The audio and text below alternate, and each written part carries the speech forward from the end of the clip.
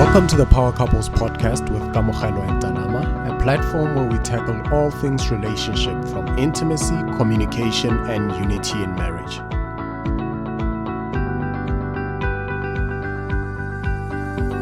What's up, guys? We are back with another one. Yeah, we definitely are. It's been a bit of a quiet period. Yeah, we apologize about that. It's been such a hectic week. But we are back and we have an interesting topic for today. Definitely. And I think before we get into that, as my wife said, it has been a bit of a hectic week and a half, if I can call it that. Mm-hmm. But we assure you, moving forward, every Thursday, you can expect to hear from us. Absolutely. So, guys, we have an interesting topic for today. Wow. This brings back memories. And so today's topic is dealing with mistrust in marriage or a relationship. And I must say that I have had my fair share of that. And I don't know what the term is in English. Rubolelwa. That's what we call it in Bedi. So I don't know, babe, do you know what that is? Maybe we should check the Urban Dictionary. But yeah, for lack of a better word, we'll use the term that my wife has just alluded to. I think the essence of it is really when you are dealing with a partner that is not completely trusting. It's not necessarily it's got a bit of a fine line between mistrust and a bit of jealousy, if you can call it that, and it stems from a point of insecurities as well. So yeah, it's a bit of a mixture of elements to it.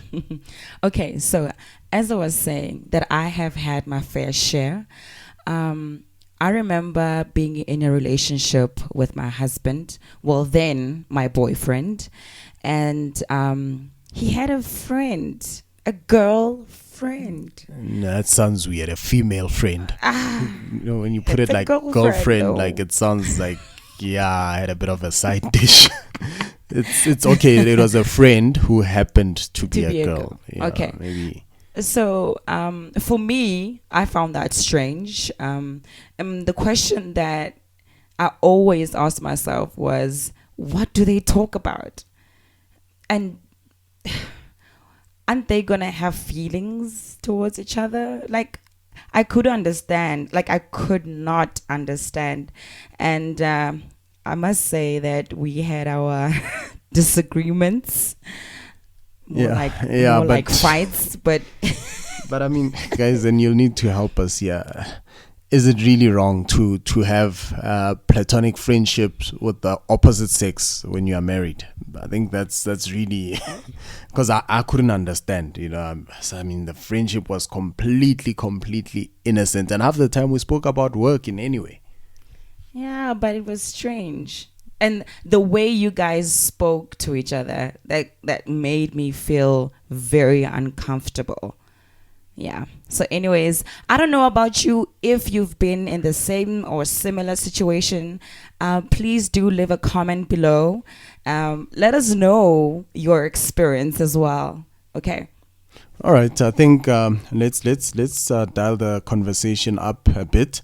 And I mean, we just want to ask some thought-provoking questions, and this is really questions that we've had to deal with ourselves. And I think the biggest thing is how well or how much do you actually trust your partner or your spouse, you know? And if there's an area where you are not completely trusting, what could be the driving force behind that?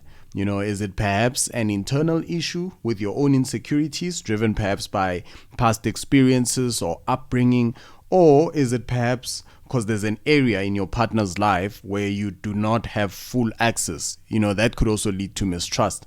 But, you know, I think we just have to be real with each other here. And I think the conversation needs to be as much internal as it is external, because sometimes we project our own insecurities upon our partners, you know, and such as was the case with us, where I really could not understand where this was coming from, you know. And I think key to this is that communication is quite pivotal or vital to this entire thing. Yeah. And have we ever addressed the issue? Because in our case, as an example, we certainly addressed it, but I don't think there was a conclusion which satisfied us both. If I were to give an example, I was completely honest. I was on the level in terms of the relationship and the nature of our friendship. And like I said, half the time we spoke about work, but because my honesty was not received as I would have loved it to be, and I value trust. I value being trusted. And as a result of my wife not trusting the fact that what I said was in fact true, my girlfriend then what happened is I ended up, and there's a saying that negative behaviors are often a result of positive values that have been infringed, and I ended up acting negatively in a sense that my wife, my girlfriend then requested that I suspend or cut all communication and ties with this lady. And as you would imagine, what do I say to her? So I continued with the friendship, but I just concealed it from my wife. And I don't know, guys, if you've ever been in such a situation. Which was wrong, but I think it was wrong also from my side, because he was being honest and still I was a bit insecure, which I should have addressed then. So I think that the thing is, we end up now concealing things, because here you are being completely honest, being completely transparent, but that is sort of working against you. And I guess the question is, what do you do when you are dealing with a spouse that is actually using your honesty against you? Where, let's say, for example, you are at work and there's this person that is making moves on you, and out of honesty you divulge to your partner, say, what, I'm dealing with such a situation, and it ends up being an attack on you, as though like you did something to attract this attention that you are getting. So I think that's something that we just need to be real with each other. And I think, honestly, trust is a product of honesty. Trust is a product of honesty, and we cannot trust each other if there is no honesty, and honesty is directly linked to transparency. That's what I believe. Wow. Yeah, that's very true. I also would advise that, once your partner opens up about such, if there's anything going on at work, or someone flirting or whatever that is, I think we, as our partners, we should be open to receiving honesty and transparency from our partners. True. I think maybe let's add a bit of a twist to it, because there's a different element. And the question again is, and we're just asking these probing questions to really provoke thoughts and internalize these thoughts. Is there such a thing as privacy in marriage as well?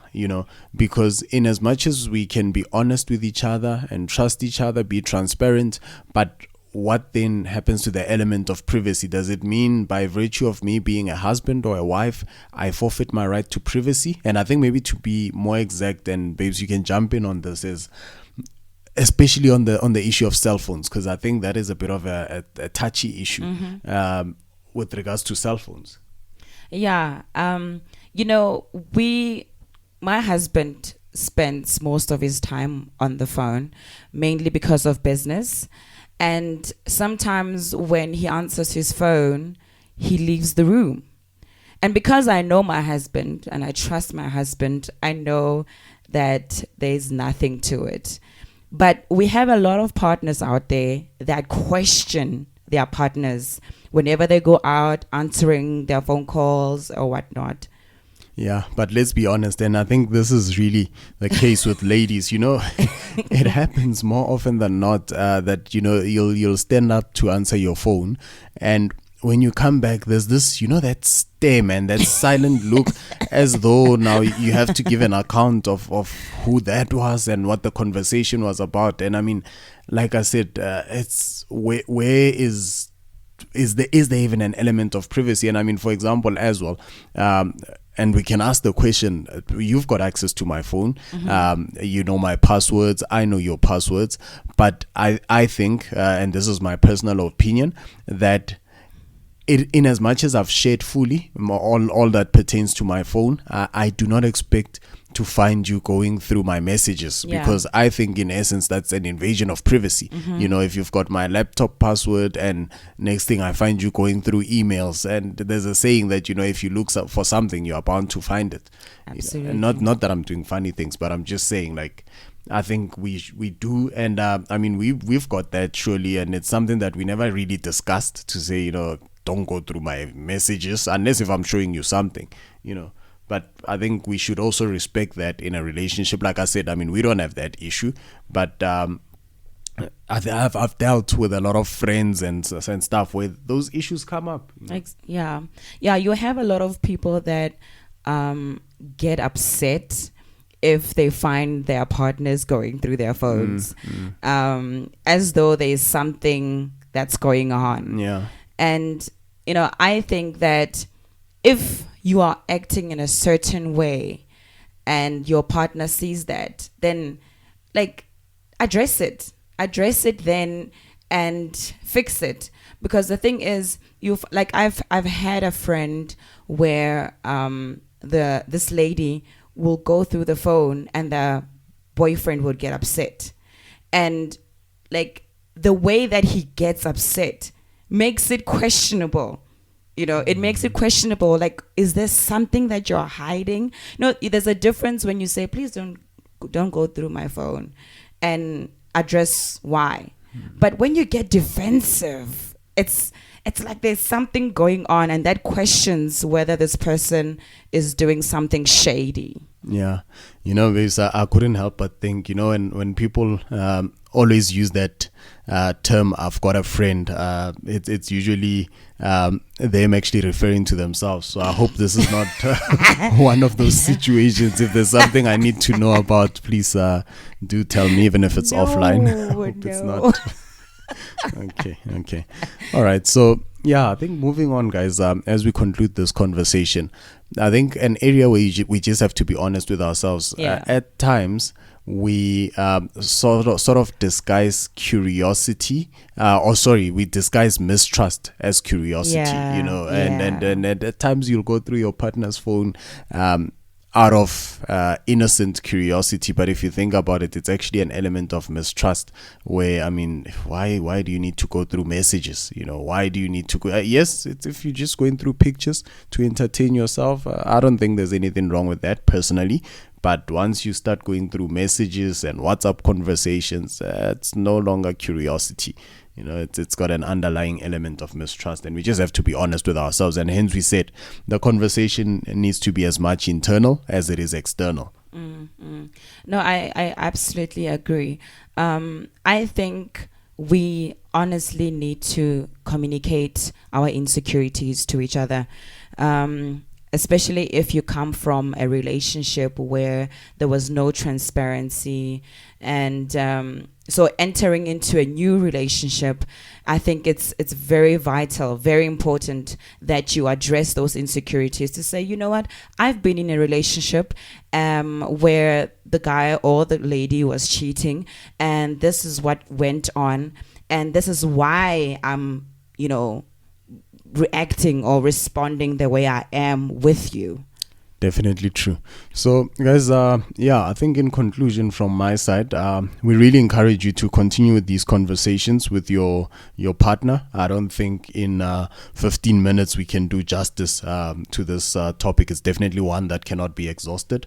And some of you might find yourselves in a situation where we certainly have been in, where I had to act negatively due to positive values being infringed or not being upheld in the relationship, and I ended up concealing friendships, which was wrong. I concede that was wrong of me, but for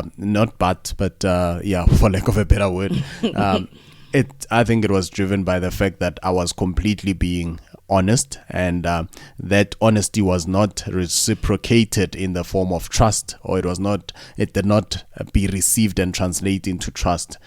So let's be honest with each other. And I mean, if you've got underlying issues that you have not dealt with, I mean, I cannot be paying for previous partners' mistakes. Absolutely. Because sometimes we have Absolutely. triggers, and unknowingly we end up projecting our fears onto our spouses or our partners, which is, I don't think it's fair. So let's be real with each other. And this is a topic that really requires absolute transparency, and you might need to be vulnerable as well, as you unpack this with your partner. Yes, so I think that's it for today. So do feel free to leave a comment and a review. Guys, would really want to hear your thoughts on this topic. And just let us know what you guys think. And if you've been in a relationship where no bolelwa, please do share. Would like to read that. So thank you so much for tuning in. If you need to say you've got a friend who had this situation, feel free. We got you. You can tell us that it's a friend. All right, guys. Bye. Cheers, guys.